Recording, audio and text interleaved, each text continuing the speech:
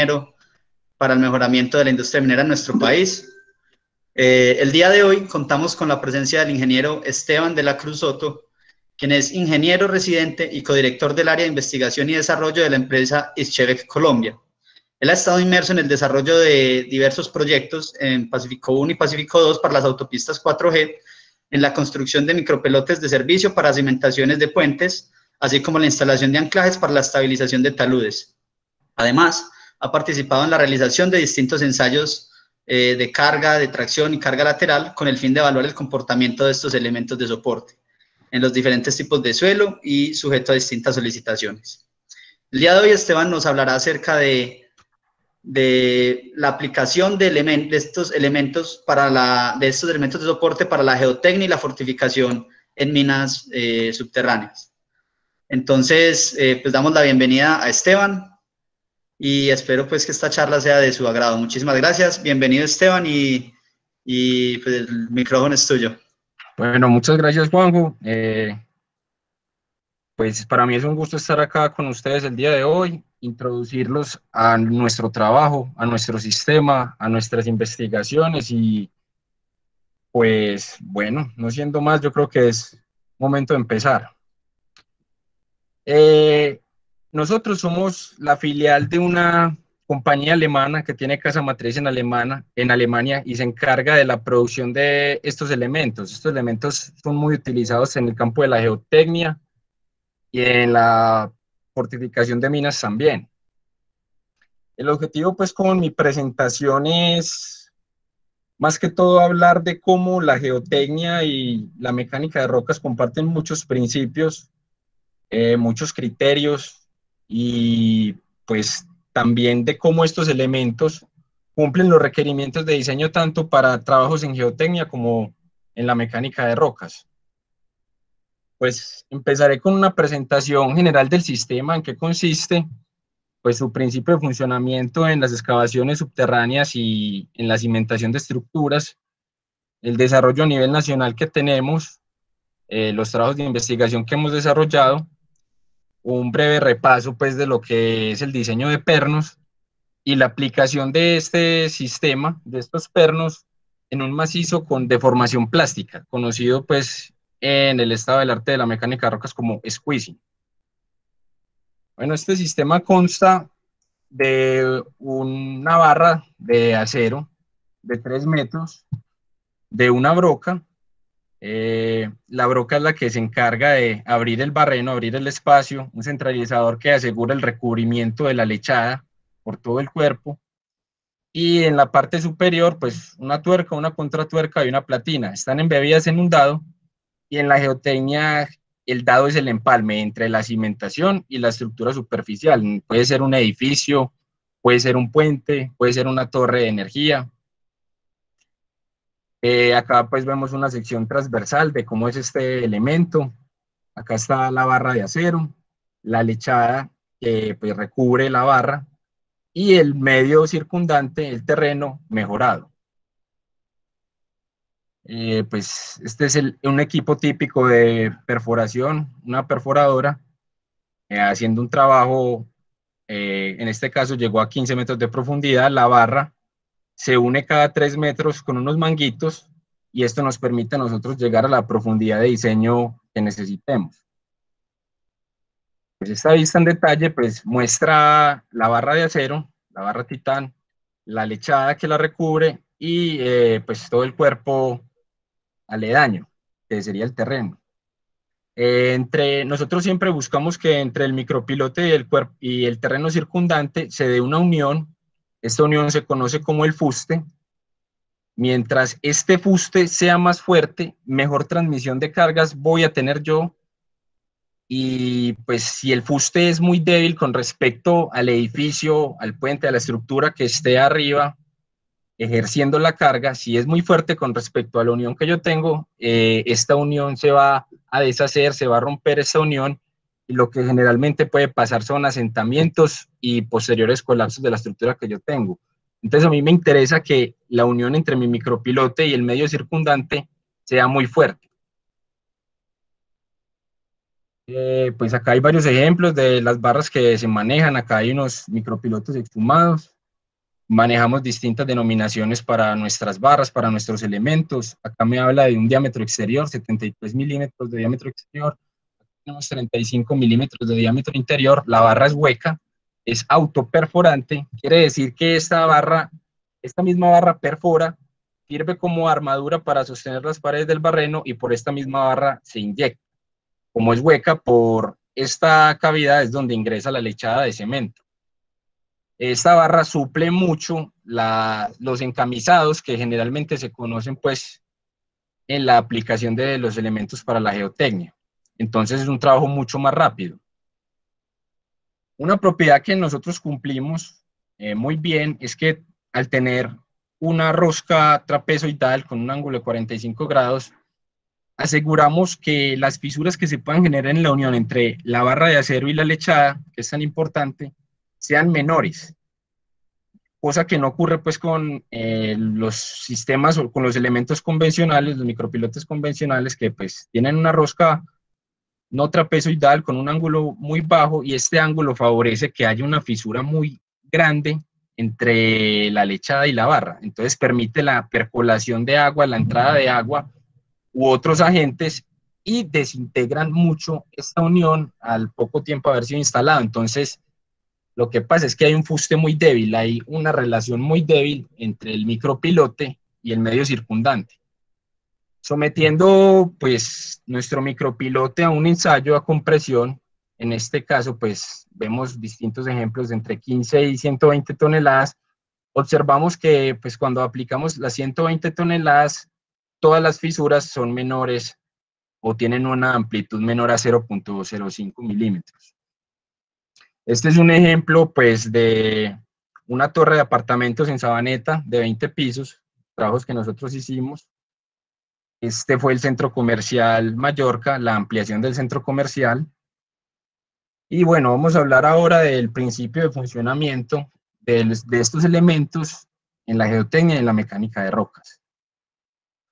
Cuando yo quiero cimentar estructuras, yo sé pues que mis elementos van a sostener el peso de esta estructura. En este caso, un edificio va a ejercer cargas sobre nuestros elementos y estas cargas tienen que ser menores a su resistencia. Es un requerimiento básico del diseño. Y el principio fundamental por el cual funcionan estos elementos es la transmisión de cargas de compresión. Estas cargas se van a transmitir a estratos más portantes, que están a mucha más profundidad de los estratos superficiales, están expuestos a agentes meteorológicos y a la misma perturbancia que genera mi estructura. Esta perturbancia que genera mi estructura sobre el terreno se denomina bulbo de presión. Entonces, mis micropilotes en su diseño tienen que cumplir con una profundidad que supere este bulbo de presión y una longitud necesaria para transmitir toda la carga. Como podemos ver acá está el esquema. Tenemos nuestro edificio obviamente tiene un peso y ejercerá unas cargas compresivas sobre nuestros elementos, esto para la geotecnia. Este edificio genera una perturbancia sobre el medio, como ustedes pueden ver acá, y esta perturbancia se denomina bulbo de presión. Esta es la última isobara de nuestro bulbo de presión, tenemos que sobrepasarla, tenemos que superarla, pero fuera de eso, tenemos que llegar a una profundidad necesaria para transmitir todas las cargas. Pues de esto se encargan los diseñadores también, y nosotros pues en cualquier medio no tenemos problema para emplazar nuestros micropilotes. Bueno, el principio de funcionamiento en la fortificación de estructuras subterráneas, sean galerías de acceso a una mina, sean estopes o sean túneles, es que cuando hacemos la excavación se produce una alteración en el campo de esfuerzos del macizo rocoso, se liberan esfuerzos generalmente de tracción, y estos esfuerzos, como se tenía en el requerimiento de diseño en las cimentaciones de estructuras, estos esfuerzos tienen que ser menores que la resistencia de estos elementos. Estos mismos elementos se utilizan como cimentación de estructura o como pernos, depende de la disposición en que nosotros los instalemos, pero estos mismos elementos sirven como pernos o como micropilotes. El principio fundamental es transmitir las cargas de tracción y cortante, ya no van a ser de compresión, como en el caso de las cimentaciones, a anillos de roca competente. Estos anillos de roca también se encuentran a una distancia mayor de la roca que está inmediatamente aledaña a nuestra excavación. Como podemos ver acá tenemos el esquema, tenemos nuestra excavación. Cuando realizamos la excavación extraemos un volumen de roca. La roca que estaba acá antes de la excavación soportaba unos esfuerzos. Al extraerse, le traslada todos los esfuerzos a la roca que está aledaña. En esta roca se van a concentrar muchos esfuerzos, principalmente de tracción y de cortante. Al realizar nosotros la excavación, cambiamos el régimen de esfuerzos e inducimos esfuerzos de tracción y de cortante. Ya tenemos una cara libre. Ya la presión de soporte que hay en las paredes de la excavación es mucho menor, y la roca que está acá, va a tender a ocupar el espacio de roca extraído. Entonces lo que nosotros hacemos es instalar pues nuestros elementos. En este caso funcionarán como pernos. Los pernos se verán sometidos, se verán solicitados a estas cargas de tracción, y lo que van a hacer es que estas cargas de tracción las van a transmitir a lo largo de toda su longitud a los estratos de roca competente. Pues un esquema, un diagrama. Este es para las cimentaciones, este es para los pernos.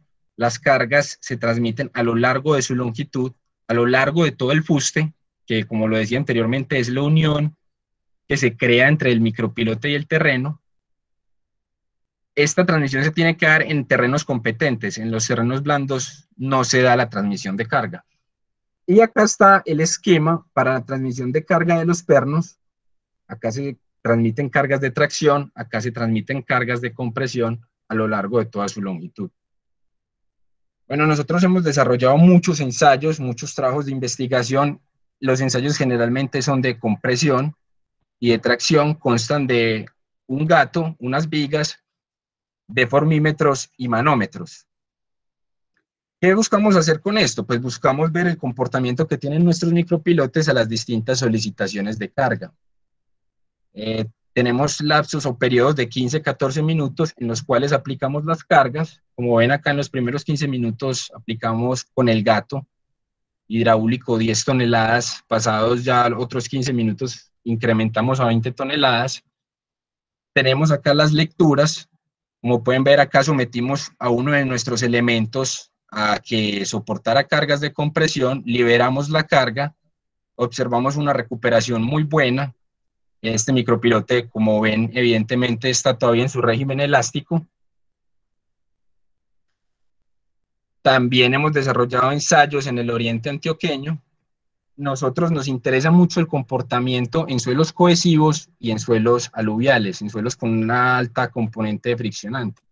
En los suelos cohesivos observamos que llegamos a cargas de 110 toneladas y deformaciones de 14 milímetros. En suelos aluviales llegamos al doble de la carga, casi al doble de la carga, a 200 toneladas y deformaciones casi iguales, de 17 milímetros. Eso nos indica que el módulo de elasticidad de nuestros micropilotes en sectores aluviales será mucho mayor que el de nuestros micropilotes en suelos cohesivos. Nos interesamos pues mucho por este módulo de elasticidad del Departamento de Investigación y Desarrollo, y los diseñadores nos pedían mucho el valor de cuál es el módulo de elasticidad, cuál es el módulo de deformación que tenemos. Pues para sectores cohesivos con una barra 52-26, 52 milímetros de diámetro exterior, tenemos estos módulos de Young. Estos resultados se tenían hasta el año 2018. En los últimos 2 años hemos realizado aproximadamente otros 18, 20 ensayos para esta zona. Hicimos el valor esperado y encontramos pues este ajuste, 37.000 megapascales, ajustándose pues mucho a la tendencia que ya teníamos en los 20 años anteriores. Para suelos aluviales, como se veía en el ensayo que mostré anteriormente, el módulo de Young va a ser más alto, 50.000 megapascales para este caso, para la misma barra, el mismo diámetro exterior. Cuando nosotros aumentamos la sección transversal, aumentamos el diámetro exterior, tenemos un aumento muy significativo en este módulo de Young. Bueno, yo les comentaba que el fuste era la unión que tenía mi micropilote con el medio circundante. Este fuste puede ser visto como una resistencia a la cortante que tiene una discontinuidad en el macizo rocoso. Entonces, este es un caso, un ejemplo donde un principio de la mecánica de rocas hemos encontrado después de muchos ensayos que se aplica muy bien a la geotecnia. Entonces, el fuste es como una resistencia entre discontinuidades porque tenemos dos medios distintos que consolidan una interfase y que pueden tener desplazamientos relativos entre ellos. Entonces, si yo tengo un mayor fuste, como lo decía anteriormente, voy a tener mejor transmisión de carga y voy a tener mayor estabilidad. Si yo tengo un fuste muy débil, la carga de mi edificio, que es compresiva, va a romper esta unión, va a romper este enlace y va a haber un desplazamiento relativo entre mi micropilote, mis elementos que sostienen la estructura, y el terreno circundante. Y ahí es cuando ocurren los asentamientos y los posteriores colapsos, como hemos visto desafortunadamente en algunos ejemplos de nuestras construcciones. Bueno, el fuste para suelos friccionantes está entre 17 toneladas por metro cuadrado y 36.5 toneladas por metro cuadrado. Y en los suelos cohesivos es mucho menor, se tiene entre 7 toneladas por metro cuadrado y 15 toneladas por metro cuadrado. Nosotros quisimos hacer esta comprobación del fuste mediante un ensayo y es muy fácil pues determinar el fuste. Nosotros con el gato en los ensayos, nosotros sabemos cuál es la carga que aplicamos. Nosotros sabemos también cuál es el diámetro que tiene nuestro elemento y sabemos a qué profundidad pues lo emplazamos, a qué profundidad dejamos nuestro micropilote. Entonces es muy fácil estimar el fuste en este caso. Este fue un ensayo aleatorio, determinamos su fuste y para las condiciones que teníamos ya en las muestras de suelo, en los ensayos que realizó el diseñador, por medio de ecuaciones empíricas, determinamos que nuestro micropiloto iba a tener un fuste de 174 kilopascales, de 17 toneladas por metro cuadrado en ambos casos. Aquí obtuvimos un ajuste muy significativo entre lo que dice la teoría empírica y el método observacional, el método de ensayos de campo. Y es lo que cualquier diseñador quisiera siempre, que se ajustaran sus métodos empíricos con sus métodos observacionales. Bueno, nuestro fuste depende del coeficiente lateral del terreno, que a no ser de que trabajemos con un grupo de micropilotes, nosotros no vamos a tener influencia sobre él. Este depende del tipo de suelo que tengamos. El fuste también va a depender de la presión vertical, que este factor depende de la topografía o geomorfología del terreno, es la presión litostática que hay sobre mi micropilote a una profundidad determinada, pero lo que nosotros sí vamos a variar es el ángulo de adherencia. Nosotros como ITEC Colombia marcamos acá la diferencia. Este ángulo de adherencia, perdón, está directamente relacionado, tiene una proporcionalidad directa con el fuste. Al nosotros aumentar nuestro ángulo de adherencia, aumentamos nuestro fuste, aumentamos la relación, consolidamos la relación que hay entre el micropilote y el medio circundante. Y pues acá está la analogía que yo les decía con la mecánica de rocas. Si tenemos una discontinuidad, esta discontinuidad va a tener un desplazamiento relativo, o sea, este medio se va a mover con respecto a este medio si nuestro esfuerzo cortante es muy alto con respecto al esfuerzo normal.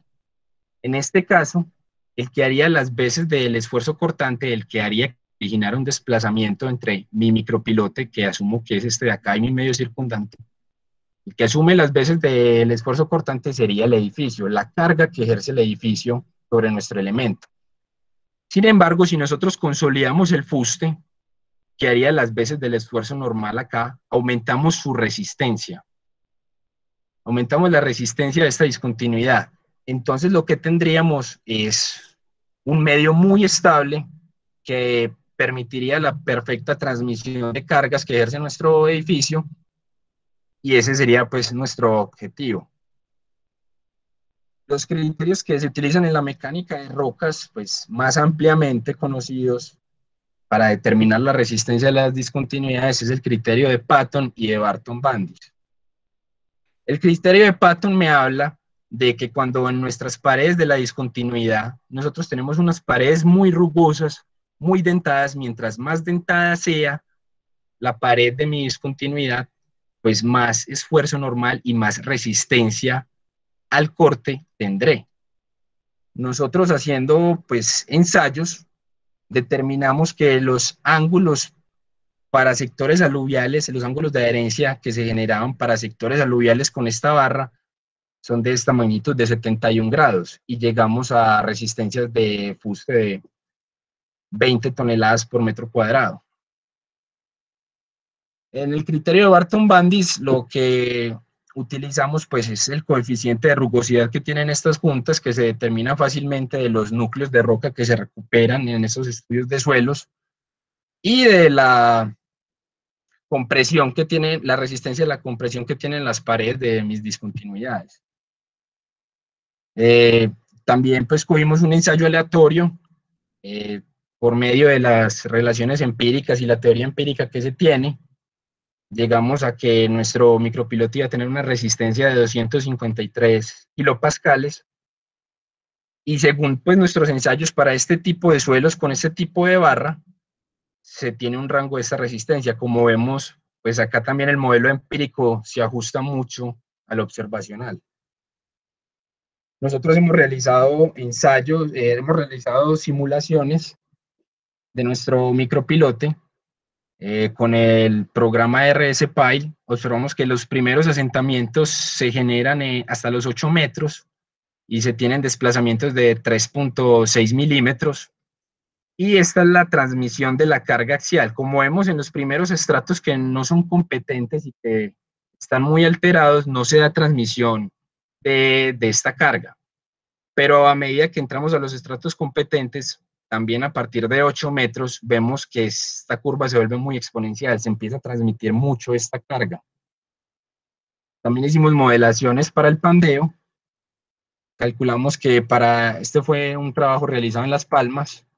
Para este sector, el máximo pandeo se da a los 2.3 metros con este valor de momento, y el pandeo se da hasta los 7.5 metros, y se tienen valores de 0.1 milímetro, pues demasiado buenos, diría yo. Para el diseño de nuestros distintos micropilotes al pandeos tenemos estos valores. Bueno, esa fue la parte de geotecnia. Ahora voy a hablar del diseño de pernos en excavaciones subterráneas.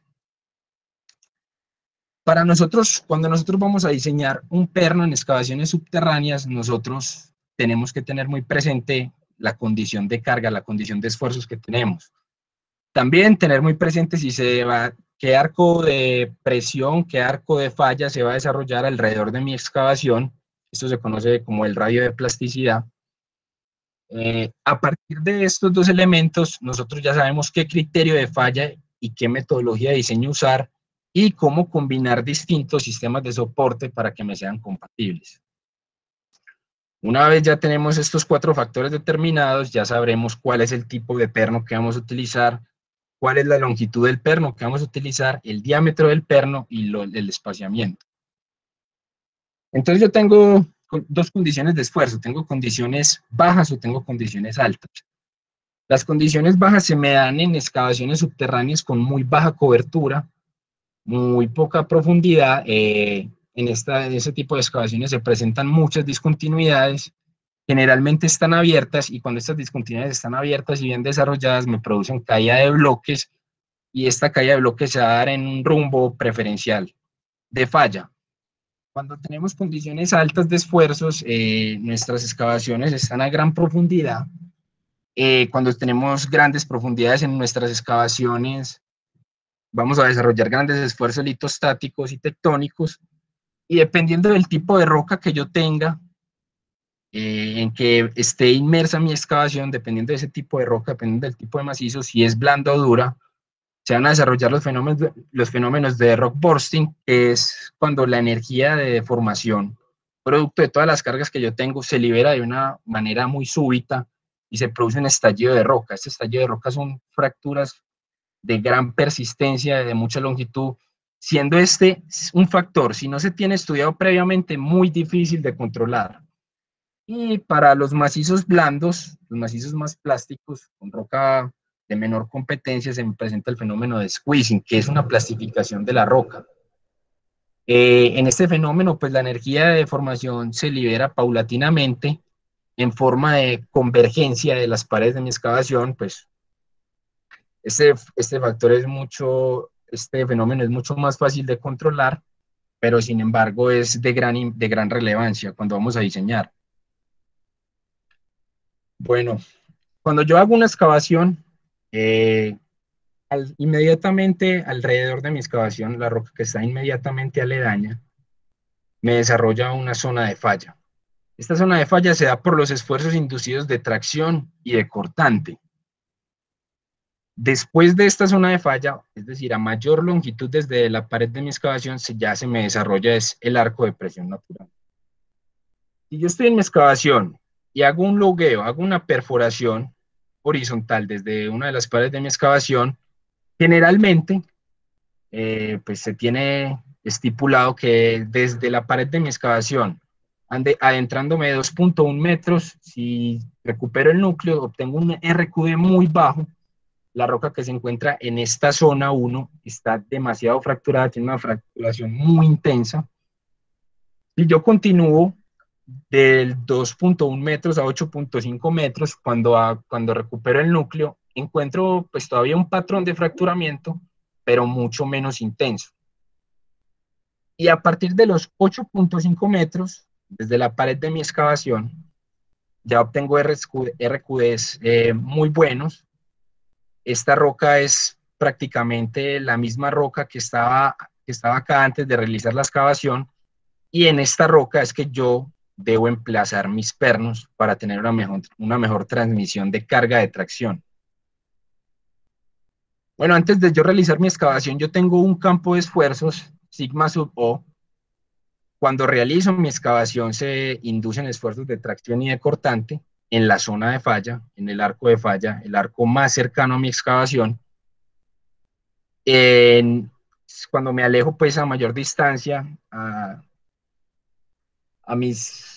entre mis 2.1 metros y mis 8.5 metros, se me desarrolla el arco de presión natural, que es donde otros esfuerzos inducidos, conocidos como el esfuerzo radial y el tangencial, cobran relevancia. El esfuerzo tangencial es el que me desarrolla un pico en esta zona, y este esfuerzo tangencial tiene un efecto confinante. Pues como ustedes ven, la dirección de este esfuerzo hace que se me confinen las rocas, tiene cierto efecto estabilizante en todo mi macizo rocoso. Sin embargo, en esta zona yo no puedo emplazar mis pernos porque todavía se tiene un patrón de fracturamiento importante, no tan intenso como en la zona de falla, pero se tiene un patrón de fracturamiento. Dependiendo del tipo de roca, si yo tengo una roca muy blanda, mi zona plástica o mi zona de falla será muy grande. Si yo tengo una roca más competente, mi zona plástica, mi zona de falla será menor. Esta fue una modelación realizada en el programa Phase 2, hoy en día ARES 2. Acá se realiza la excavación y los esfuerzos que se concentran en la zona inmediatamente aledaña son, según esta convención, de tracción y de cortante. Están sombreados con un color verde muy claro. Ya después, pasando esta zona, llegamos al arco de presión natural, que es donde el esfuerzo tangencial cobra relevancia. Como pues les dije anteriormente, este esfuerzo tiene un efecto confinante, un efecto de estabilidad. Sin embargo, no es la zona para yo poner mis pernos. En macizos rocosos muy fracturados, que es donde generalmente se presenta el squeezing, o pues roca muy débil, este macizo se puede considerar como un continuo equivalente, y si es un macizo continuo equivalente, es un macizo isotópico, que obedece muy bien al criterio de Hook y Brown. O sea, cuando yo quiero diseñar con este tipo de macizos rocosos, el criterio de Hook y Brown, el criterio de falla, sería el más adecuado.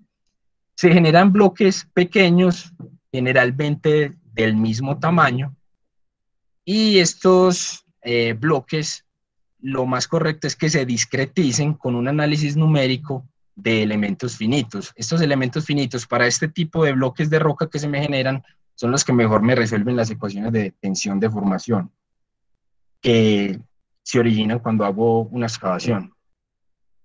El efecto de los pernos generalmente es mantener a toda mi roca fracturada, agrupada, crean un arco de presión, pues como vemos, tienen un efecto confinante, hacen lo que me haría el esfuerzo tangencial, pero artificialmente, me crean un arco de presión artificial. Las deformaciones son más admisibles cuando estamos trabajando en minas que cuando estamos trabajando en túneles civiles. Y pues cuando tenemos excavaciones superficiales, un patrón de rock bolting basta con el patrón de rock bolting para nosotros estabilizar las excavaciones superficiales. Y cuando trabajamos con macizos con squeezing o rock bursting, para el rock bursting necesitamos elementos pernos que absorban energía, especiales para esto. En la industria pues se conocen como split cells. Y en el squeezing utilizamos pernos que nos creen un arco de presión artificial. Bueno, nosotros el diseño de las excavaciones subterráneas se basa en los factores de seguridad. Para el squeezing están en términos del desplazamiento. Para el rock bursting, estos pernos, estos elementos, estarán en función de cuánta energía de absorción se puede tener. Y para las caídas gravitacionales de bloques se diseña con base a la capacidad que tienen estos pernos con respecto a la carga que se ejerce sobre estos. Acá vemos el esquema del comportamiento de la curva de reacción del terreno. Esto es para diseñar con squeezing, se tienen los distintos desplazamientos en los cuales, o a partir de los cuales, diseño mi factor de seguridad. Bueno, cuando tenemos una zona de falla muy pequeña en las excavaciones superficiales, como les decía anteriormente, basta con un patrón de pernado. En algunas ocasiones se utiliza un revestimiento de shotcrete. Y cuando tengo zonas de falla muy extensa, generalmente necesito de estos cuatro elementos del soporte. Bueno, acá tenemos pues el diagrama, el esquema que me ilustra. Esta es una excavación superficial y esta es una excavación subterránea. En una excavación superficial, pues mi zona de falla es muy pequeña, como decía, con un simple patrón de pernado. Yo tengo para lograr una estabilización, cuando ya tengo zonas de falla vastas, muy grandes, lo que necesito generar es un arco de presión artificial. Es una especie de escudo que me protege de las convergencias que se generan en los grandes rayos de plasticidad. El squeezing, el fenómeno de la plastificación de rocas, está implícitamente relacionado con la formación de grandes rayos de plasticidad alrededor de mi excavación. Y esos grandes rayos de plasticidad son equivalentes a grandes convergencias en las paredes de mi excavación. Lo que yo hago acá es generar un escudo que me va a proteger de estas convergencias, de este radio de plasticidad, y en muchas ocasiones se necesitan complementar con cable bolts, que son ya pernos de gran longitud que me ayudan a distribuir y a transmitir las cargas de tensión. Este método se conoce como el método australiano. Bueno, cuando yo estoy diseñando el soporte, cuando estoy diseñando la fortificación de mi excavación, yo necesito que mis sistemas de sostenimiento sean compatibles. Es decir, yo tengo un revestimiento. El revestimiento siempre va a tener propiedades muy dúctiles, o sea, muy plásticas, se va a dejar deformar mucho, pero si yo le instalo unos pernos muy rígidos con un alto módulo de Young, unos pernos que no permiten buena deformación o los pretensiono, voy a ver lo más probable es que este sistema me vaya a cizallar, se me vaya a cizallar, vaya a fallar y vaya a colapsar este sistema de soporte. Como ven acá, pues cuando empiezo a solicitar la carga, la diferencia que admiten estos dos elementos es muy diferente, difiere en gran magnitud y lo primero que va a ocurrir es un cizallamiento. Cuando yo tengo un sistema compatible, tengo un revestimiento y tengo unos pernos dúctiles, estos pernos tienen un módulo de Young mucho más bajo que estos, permiten gran deformación y son pasivos, o sea, trabajan a la medida que se solicitan. Entonces es el sistema ideal para yo fortificar mi excavación. Como vemos acá en este diagrama, ambos llegan a la misma carga y al mismo desplazamiento, son solicitados y juntos me resisten mucha más carga que este sistema incompatible. Se tiene la teoría, pues, conocida en el estado del arte para la fortificación de los macizos rocosos, en las cuales yo establezco qué longitud voy a tener para mi techo, qué longitud voy a tener para mis paredes. Si es una excavación circular, pues la longitud radial que voy a tener, el espaciamiento al cual debo poner mis pernos, que debe estar en función del espaciamiento de mis discontinuidades naturales. Como ven, pues yo tengo las discontinuidades naturales del macizo rocoso, con base a estas yo diseño el espaciamiento en el cual voy a poner mis pernos y pues las distintas longitudes. Cuando hablamos del sostenimiento, la fortificación de las bloques o cuñas de roca, pues como yo lo decía anteriormente, se trabajan con factores de seguridad. Este factor de seguridad me relaciona mi fuerza resistente con mi fuerza desestabilizante. Mi fuerza desestabilizante va a estar en función del peso que yo tenga para esta cuña y mi fuerza resistente va a estar en función de la componente de cada perno. Cuando estos pernos están en conjunto, como en este caso, se trabaja con esta T mayúscula y pues mi factor de seguridad tiene que ser mayor a 1.5. Bueno, siguiendo pues con el sostenimiento y la fortificación cuando tengo bloques de roca, yo trabajo con este índice empírico que es el orden volumétrico de las juntas, está en función del número de familias de discontinuidades que yo tenga, me da un indicador cualitativo que fácilmente, que Palstrom lo correlacionó con un valor en metros cúbicos. Este es el sistema pues que se tiene para diseñar empíricamente con las bloques o puños de roca.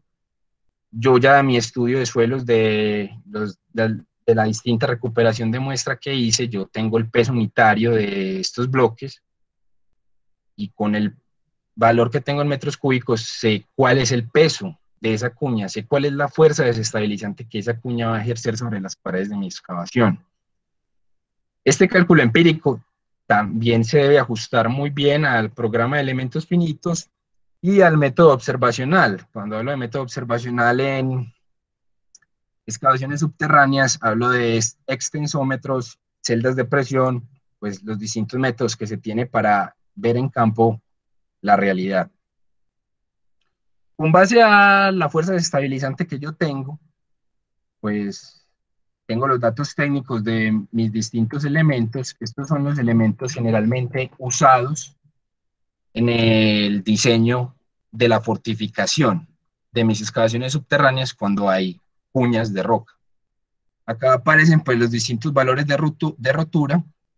Tengo la carga en el límite elástico, la rigidez al axil, que es el valor que me va a permitir saber cómo, en qué magnitud se van a deformar mis elementos, y tengo la rigidez a flexión que me permite diseñar a pandeo.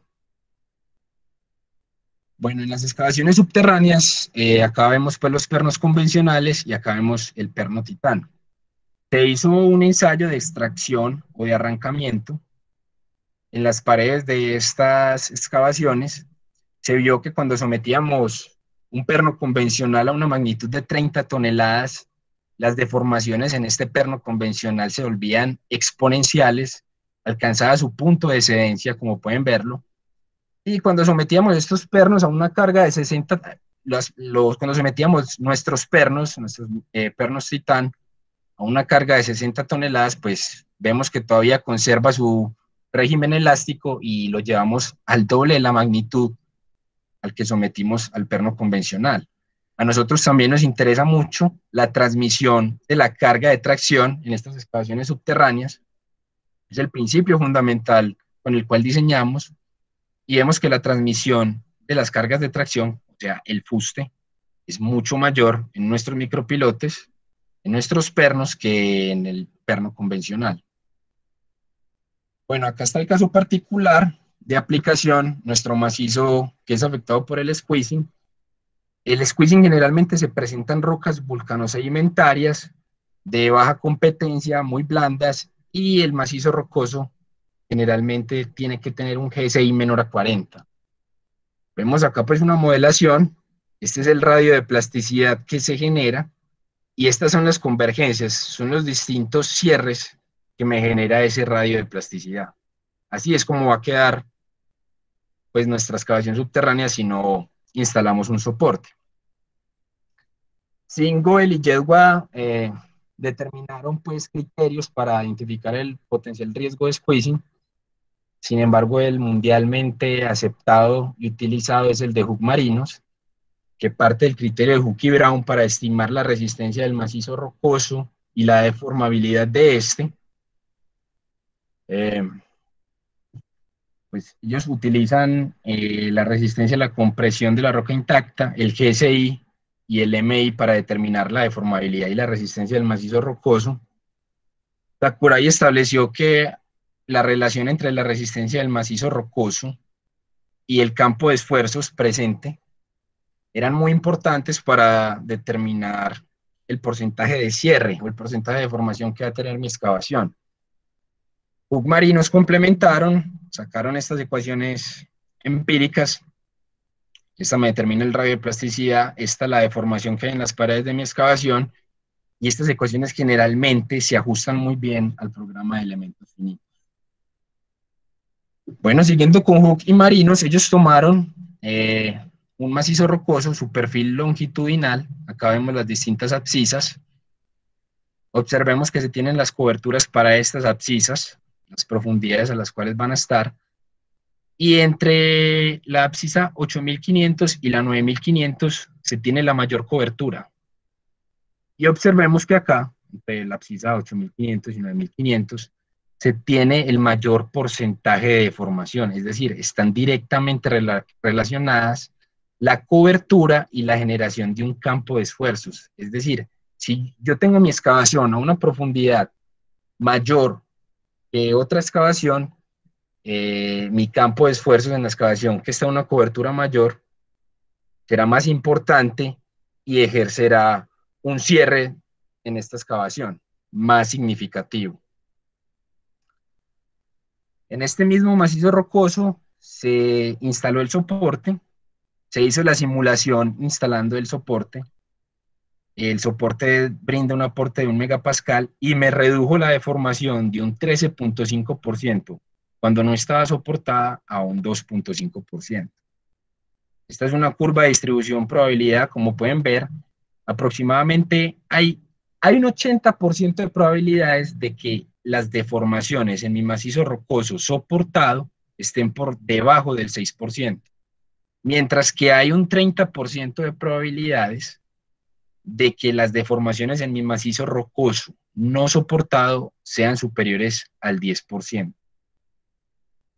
Observamos acá la relación. Si yo tengo un campo de esfuerzos muy alto, yo voy a tener, si yo tengo un campo de esfuerzos muy alto en relación a la resistencia a mi macizo rocoso, yo voy a tener grandes riesgos de squeezing. Si yo tengo un macizo rocoso muy resistente, acá está la resistencia del macizo rocoso, los problemas de squeezing van a ser menores. Bueno, Hug Marinos y Vlachopoulos y Diederich se unieron con el fin de suministrar una teoría o una metodología de diseño más completa. Habían determinado un perfil de desplazamiento longitudinal, el cual consiste en, yo estoy realizando mi excavación, yo tengo un frente de excavación. Si el punto en el que yo voy a instalar mi soporte está muy lejos de mi frente de excavación, yo voy a tener deformaciones mayores. Es decir, si yo avanzo con mi excavación, a medida que yo avanzo con mi excavación y tengo mi excavación no soportada, voy a tener mayores deformaciones a medida que me alejo del punto. Ellos tomaron, para este experimento, para el desarrollo de esta teoría, tomaron varios macizos rocosos en los cuales se veía paulatinamente una mejora en sus propiedades de resistencia.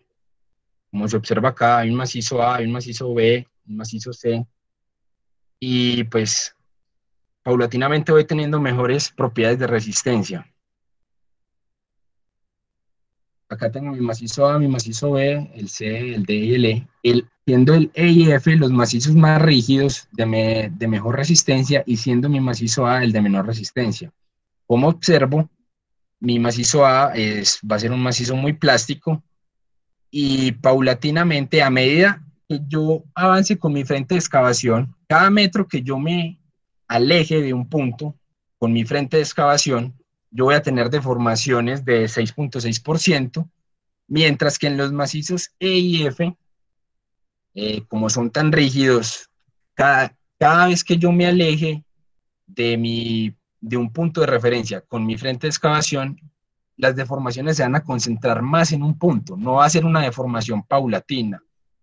Esto puede ser riesgoso para mi sistema de soporte, porque estoy liberando mi energía de deformación de una forma muy súbita.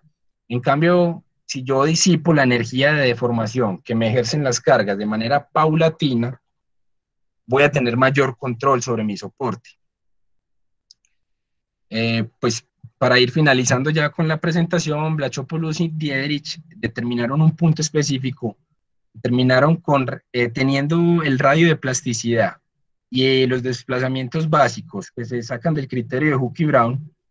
Voy a saber exactamente a cuántos metros del frente de excavación yo tengo que instalar mi soporte. Es de suma relevancia sacar una curva de confinamiento-convergencia cuando yo esté diseñando mi soporte. Esta curva confinamiento-convergencia me simula un proceso de excavación, un proceso de desconfinamiento. A medida que yo avanzo con mi frente de excavación desde un punto específico, yo voy a ver que las paredes de mi excavación van a tener una presión de soporte cada vez menor a medida que yo me alejo con mi frente de excavación. Y hay un régimen elástico de estas deformaciones. Observo acá una linealidad. Esta linealidad en la curva me sugiere que estoy en un régimen elástico. Cuando esta curva se vuelve ya más exponencial, cuando ya no es tan lineal, sino que se vuelve más una curva, entro en mi régimen plástico. Lo que se recomienda es que yo instale mi soporte todavía en el régimen elástico, porque una vez pues la instale en el régimen plástico, no voy a poder estabilizar la convergencia ni el cierre de esas paredes que tengo. El soporte óptimo siempre va a ser en el que yo permita que esa energía de deformación se libere paulatinamente en forma de, voy a permitir que las paredes de mi excavación se me deformen un poco y también voy a permitir que el soporte que yo instale sea dúctil para que esa energía de deformación que yo tengo se vaya liberando y pueda estabilizar las paredes de mi excavación. Pero si yo no quiero ser óptimo con mi soporte, si yo instalo mi soporte, ahí mismo empecé a hacer mi excavación, si yo no dejo que esa energía se disipe, que se libere, voy a sobrecargar mi soporte y lo más probable es que tenga una falla por sobrecarga en mi soporte, pues lo cual no es interesante para ningún diseñador. Hay que guardar un equilibrio entre las deformaciones que tengo y en mi macizo rocoso y las deformaciones que tengo en mi soporte. Bueno, nuestra empresa ha tenido la fortuna de trabajar en los proyectos Pacífico que se llevan a cabo en el suroeste antioqueño. Como pues podemos observar, en el suroeste antioqueño predomina la formación Combia, es una formación vulcano-sedimentaria.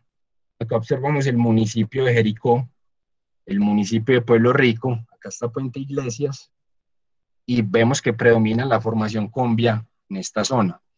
Yo tuve la fortuna también de hacer mi trabajo de grado en uno de estos túneles de Pacífico. Acá vemos un perfil longitudinal de ese túnel. Observamos la formación Combia y acá observamos una formación más sedimentaria. Vemos, pues, es un sector afectado tectónicamente mucho.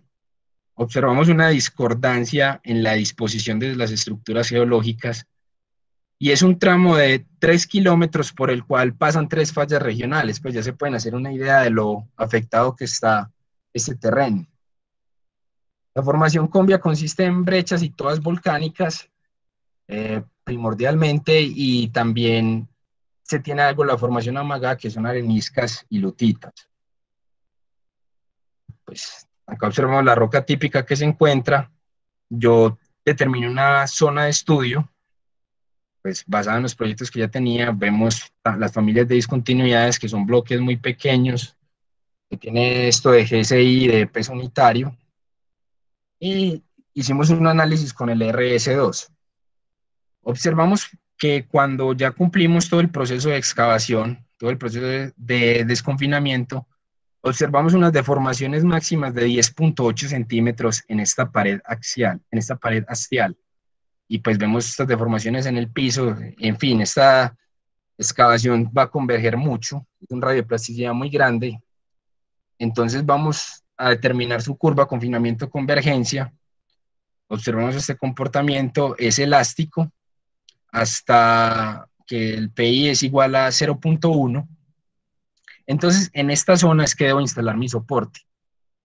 Como mínimo, yo consideré que el soporte se debería instalar cuando PI es igual a 0.2 en la etapa 4, en esta etapa,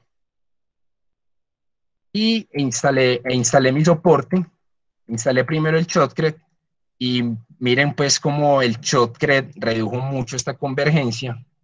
Se redujo de 10.8 centímetros, lo tienen acá, a 1.87 centímetros.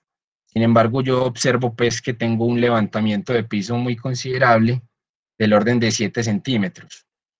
Instalando solo los pernos, mermé la convergencia a un valor de 10.8 a 9.5 centímetros.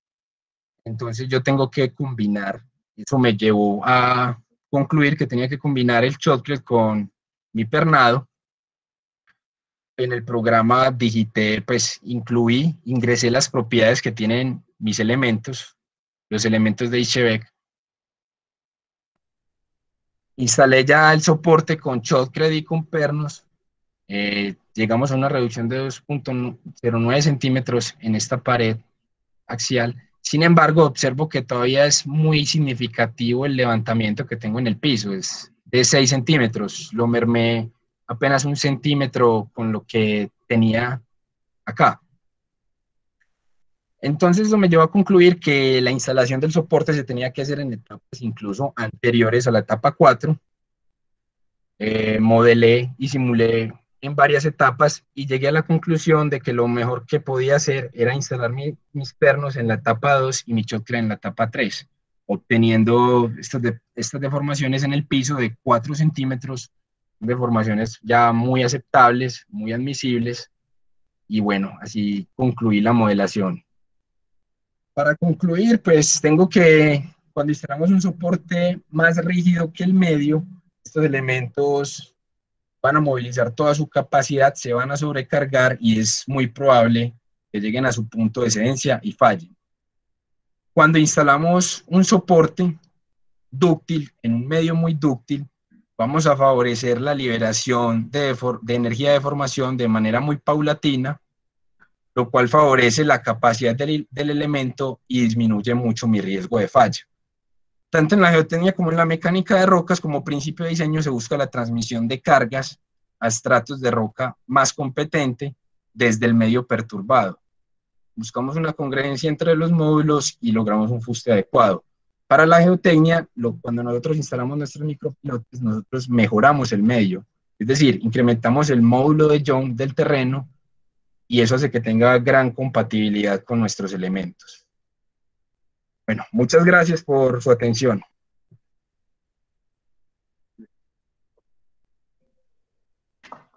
Bueno, muchísimas gracias, Esteban. Pues aprovechemos entonces ahora para pasar pues, a la tanda de preguntas. Por aquí pues ya han hecho algunas preguntas. Voy entonces a comenzar a pasarte algunas de ellas para que las respondamos. Bueno, está muy bien. A ver, dame un segundo. Por acá nos preguntaban si, digamos, este método de diseño aplica para labores subterráneas que puedan tener un alto buzamiento. Sí, claro, nosotros podemos disponer nuestros micropilotes o podemos posicionarlos con los distintos ángulos.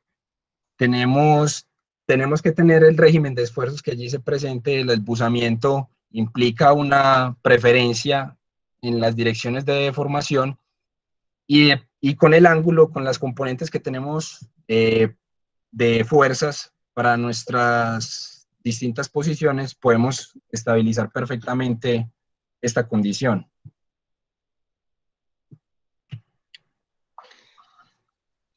Está bien. Por acá también nos preguntan si este tipo de soporte también, digamos, podría ser utilizado para ambientes donde se presenten cargas dinámicas. Me imagino que algo como Rockboards también sería aplicable este tipo de soporte. Sí, incluso nosotros pues tenemos un módulo especial para las cargas sísmicas, pues que serían como las cargas dinámicas, en las cuales pues trabajarían nuestros elementos. Sin embargo, no lo incluí acá pues por el alcance y la extensión de la presentación, pero perfectamente trabajan y transmiten las cargas dinámicas o de sismos. A ver, tengo una pregunta. Yo soy el autor de la pregunta de las cargas dinámicas. Sí, señor, bien Mi nombre pueda. es Agustín Vargas Rosas, profesor de la Universidad Francisco Paula Santander de Cúcuta. He estado atento a su charla muy interesante, toda una temática donde han dado unas bases fundamentales del rigor científico que se requiere para un diseño de sostenimiento en minas. Sí, señor. Este sistema que usted plantea del Titán es aplicable a túneles o a galerías acompañantes de tajos de explotación o cámaras de explotación, donde estas cargas dinámicas son generadas porque la explotación es dinámica y por tanto se va generando cargas dinámicas. Sí, señor. Aumentar o disminuir. Entonces nosotros, de acuerdo a nuestra experiencia, nos hemos dado cuenta que hasta los mismos arcos de acero acompañantes de los tajos se deforman con estas cargas dinámicas, los pernos se aflojan, se caen. Entonces, esa es la pregunta. Una segunda pregunta que tengo de una vez aprovechando esta intervención, observé usted aplicando el RS2 para el diseño del sostenimiento. Sí. Y tenía una inquietud cuando se aplica, por ejemplo, el FACE u otro software, cómo determinar el campo de esfuerzos, porque usted sabe que tanto en minería subterránea hay diferentes tipos de esfuerzos que nosotros a veces se nos dificulta predecir su magnitud y dirección. Siempre trabajamos en el diseño con esfuerzo vertical y esfuerzo horizontal. A veces diseñamos asumiendo un mayor esfuerzo vertical y un menor esfuerzo horizontal. Veo que en el RS2, según alcanzo a apreciar, usted toma un mayor esfuerzo horizontal. En un campo de esfuerzo, nosotros en minería, a veces el campo de esfuerzo tiene una dirección con respecto a la horizontal de 15, 30, 40 grados y eso nos afecta a nuestra estructura de soporte y sus elementos de soporte. La segunda pregunta es, ¿cómo es usted para determinar la magnitud y dirección de este campo de esfuerzos? Bueno, con referente a la primera pregunta, me preguntaste sobre las cargas dinámicas generan cierto arrancamiento en los pernos, ¿cierto? Hacen que estos pernos se caigan. Pues nuestro sistema Titán, como lo decía anteriormente, se enfoca mucho en el fuste, en la adherencia que ese elemento tiene con la roca. También, pues por las normas ASTM y las normas DIN ha determinado que la transmisión de estas cargas dinámicas es muy favorable en nuestros elementos. Y con referente a tu segunda pregunta, sí, el RC2 admite que tú pongas los esfuerzos como como se presenten. Por ejemplo, en mi modelación yo puse el esfuerzo principal mayor con una dirección subvertical de 70 grados con respecto al horizontal. Este cálculo de los esfuerzos pues se hace y con este campo de esfuerzo se hace con los elementos finitos. Tú tienes la posibilidad de que te muestre el campo de esfuerzos que hay. También el factor de resistencia que se presenta. Ya con base a eso, ya tú haces tu diseño. Muchas gracias. Perfecto. Les recuerdo entonces escribir las preguntas, si tienen preguntas adicionales por el chat, por favor. Por acá nos estaban preguntando de cómo funcionan este tipo de soporte en zonas de falla. Son siempre perpendiculares al eje de la excavación, y si son siempre perpendiculares al eje de la excavación. También pregunta Luis Fernando Montes Correa que qué criterios se siguen para estimar la densidad areal de número de pernos. Bueno, no entendí muy bien la primera pregunta. La primera es que si Esteban. funciona también en zonas de falla. Esteban.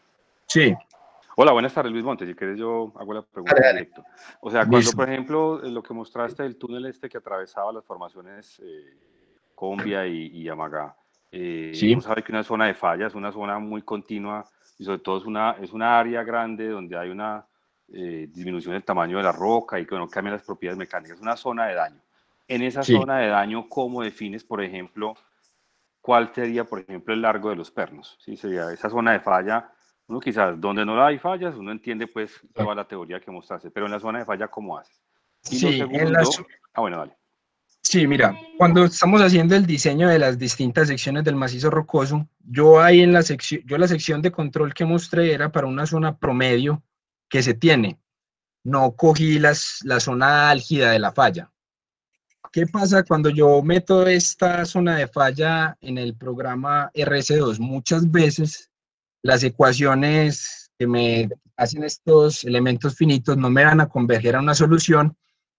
Eso quiere decir que ya el régimen de esfuerzos no se tiene un macizo continuo equivalente. En las zonas de falla, por las que tú me preguntas, ya se tiene una dirección preferencial por el cual esta excavación me va a fallar. Ya ahí sería otro criterio de falla y de pronto otro software con el que modelaría. Generalmente, para estas zonas de falla, se diseña con ForPolling, el sistema pues de sombrillas que se conoce, porque a medida que yo alejo mi frente de excavación, no voy a tener ya una deformación paulatina, como yo lo mostraba, sino que la deformación va a ser súbita. Entonces, incluso antes de yo ir con mi frente de excavación, yo instalo mi ForPolling para estabilizar estas zonas de falla. ¿Te sirve de pronto la respuesta? Sí, señor, gracias. Y lo de la densidad areal, me preguntabas, Juanjo, de los pernos. Sí, también era pregunta de Luis Fernando. Sí, digamos que va en ese mismo sentido. Ya suponiendo en esta sección típica que mostraste, llamaste sección promedio, digamos, ¿cómo se define? Por ejemplo, bueno, pongo uno aquí, otro acá. Tú dijiste que ibas como probando. Primero los pongo en una etapa, luego los pongo en otra. Pero ¿por qué pusiste 2 y no 10 o 20? Digamos, ¿cuál es el criterio para definir eso? Ah, no, tú puedes definir ese criterio. O sea, tú te refieres al proceso de desconfinamiento en el cual mi presión de soporte iba de 0.8, 0.6. Exacto, en la medida que le fuiste poniendo más pernos fue bajando esa presión. Sí, no, mira, si yo observo que cuando yo tengo una presión de soporte igual a 0.4, a la 0.2 tengo cambios muy grandes, yo ya sé que tengo que ir reduciendo, es al tanteo que voy haciendo esto. Si yo tengo cambios muy grandes de una presión de soporte a otra, yo ya sé que, por ejemplo, de 0.4 no puedo bajar a 0.2, sino que de 0.4 voy bajando a 0.35. Eso depende del patrón que me vaya mostrando a medida que voy desconfinando mi macizo rocoso. Listo, gracias, Esteban, muy amable. Bueno, por acá Juan Esteban Rolón pregunta cómo se determina la curva de reacción del terreno desde el punto de vista práctico y no teórico. desde el punto de vista práctico y no teórico. Eso tendría que ser con metodología observacional, con los distintos extensómetros que yo tenga para la zona, con las celdas de presión que yo tenga instaladas en mi excavación. La teoría empírica me sugiere algo cuando yo estoy haciendo mi diseño de soporte, mi diseño de fortificación, me sugiere que yo trabaje de la mano con la metodología empírica, con la metodología de análisis numérico y con la metodología observacional. Pues yo considero imprescindible utilizar la teoría empírica para ese tipo de macizos porque obviamente me demuestra la experiencia que ya tenía en este tipo de rocas. Pero si excluimos el factor teórico, yo sí o sí debo trabajar con el factor observacional.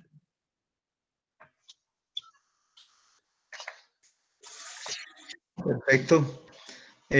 Por acá, Carlos Rico nos pregunta que si teniendo en cuenta la transferencia de presiones y el efecto de la caracterización del macizo rocoso, generalmente calculamos la estabilidad hasta falso techo. ¿Qué garantía hay que no se presente el fenómeno de subsidencia a raíz de lo anterior? No sé si el ingeniero Carlos Rico quiera plantear la pregunta. Sí, por favor.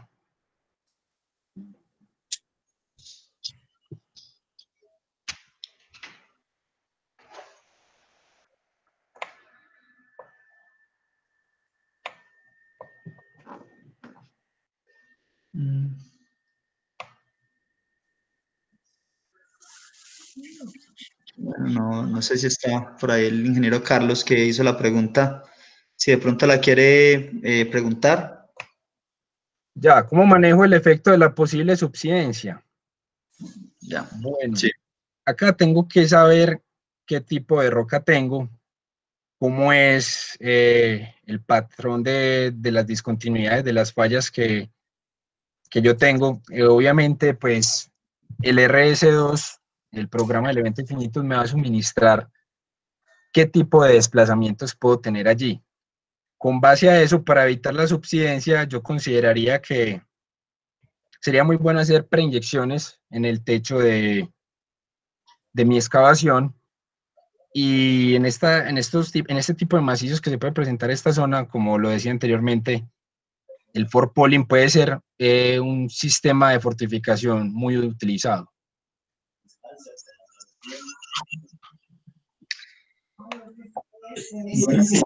Son las 5:13. No sé si de pronto las personas que alguien pues tenga una última pregunta. Por aquí pues les agradecen a Esteban. Esteban, te damos muchas gracias pues por esta presentación. Muy instructiva, muy detallada, con muy buena información técnica que considero le puede servir pues a la gente. Me están preguntando por acá también y es posible de pronto que compartir esta presentación o de pronto algunos de los resultados de los ensayos que tienen a los asistentes, no sé. Pues, no, sí, no hay problema, claro.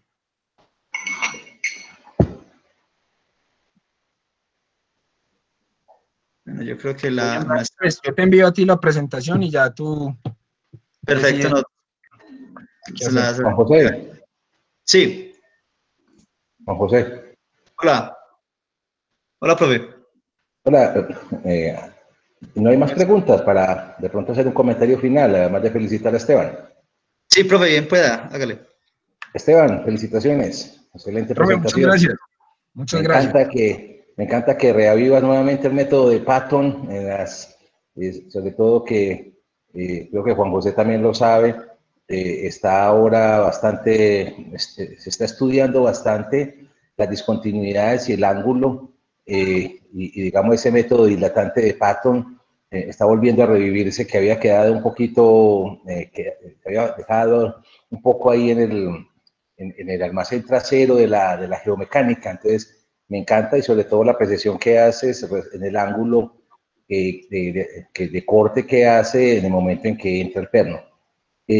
Además quería resaltar, más que como pregunta comentario, un asunto que de repente debe quedar para todos, y es cuando interactúas dos tipos, yo creo que es uno de los retos en la geomecánica, dos tipos de comportamiento de macizo. O sea, por ejemplo, cuando tenemos un macizo que tiene un comportamiento viscoelástico, o una parte del macizo viscoelástico con otra muy elástica, ¿cierto? Sí. Nosotros lo comparamos como colocar un espejo sobre un colchón, ¿cierto? En el cual tenemos un material muy rígido, de alta resistencia, pero de una rigidez muy alta, que absorbe una cantidad de energía elástica, pero plásticamente no tiene capacidad de absorción, con otro macizo que se deforma plásticamente o que es viscoelástico. Y entonces esa interacción realmente compromete bastante, y creo que lo tratas muy bien, compromete bastante la estabilidad de la estructura, la autosostenibilidad que él tenga, en la medida en que prácticamente los dos se van a perjudicar. Y uno lo veía, por ejemplo, en el caso de Hidroituango o en el caso de los desastres que nos ha tocado analizar, cómo algunos de ellos ocurren a partir de esa interacción de dos partes del macizo que tienen coeficientes viscoelásticos diferentes. Y esa interacción, por ejemplo, imagínate un muro de concreto al lado de un macizo rocoso que sea viscoelástico. Entonces, vuelvo y repito, el ejemplo es como colocar un espejo sobre un colchón, y en el cual uno se va a fracturar a expensas de la intensa deformación o a veces inclusive de flujo que tiene el que es viscoelástico. Entonces ahí esa reología de esos macizos que tú superpones me parece muy interesante, y el tratamiento que le hacen. Te felicito, Esteban. Muchas gracias, joven.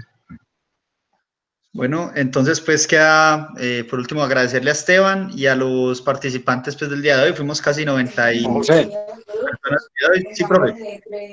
No, una cosita con respecto a la presentación. Eso quedó grabado y se va a montar en la página. Entonces no es necesario enviarla personalmente porque es propiedad del autor. Entonces más bien que lo pueden tomar de la presentación.